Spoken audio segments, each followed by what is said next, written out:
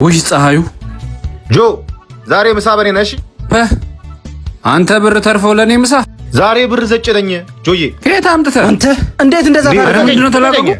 ምን አርጎ ነው? እንዴት በሰው ህይወት ይቀልዳል? ቆይ በሞትስ? በስመ አብ። ቆይ ምን አርጎ ነው? ለኔ ንገረኝ። የኔን ኦሪጂናል ከነመዳሪ ወስዶ ፌክ ነው የገጠመልኝ። እግዚአብሔር ነው የተፋኝ።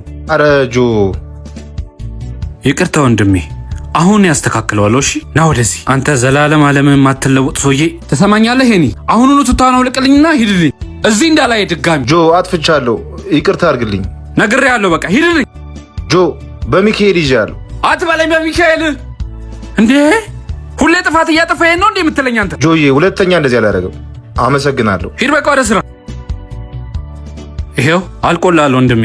ይገርማል በጣም በሚካኤል ስልህ ተውከው አይደለ? እንደ አጋጣሚ ደግሞ እኔ ራሱ የተቸገሩ አባቶችን ለማገዝ ሙታንሳ ማር ቅዱስ ሚካኤል ገዳም እየሄድኩኝ ነበር። እኔም የቅዱስ ሚካኤል ወዳጅ ስለሆንኩ ነው። ይህ ጾም ያለንበት ሳምንት ቅድስት በሚባል ስያሜ ይጠራል። ቅድስት የተለየች፣ የነጻች፣ የተከበረች ማለት ነው። ይህም ጌታችን ጾሙን የጀመረበት ልዩ የተቀደሰች መሆኑን ያመለክተናል። በዚህም ጾም ጌታችን መድኃኒታችን ኢየሱስ ክርስቶስ ትዕቢትን፣ ስስትነትን፣ ፍቅር፣ ንዋይ ድል ያደረገበት ነው። እኛም የእርሱን አርያነት በመከተል አለን ላይ በማካፈል ለነፍሳችን ስንቅንያ በሙታንሳ ማር ቅዱስ ሚካኤል አንድነት ገዳም አባቶች አሁንም እርዳታችንን ይሻሉ። አባቶችን ለማገዝ 1044 25 98 390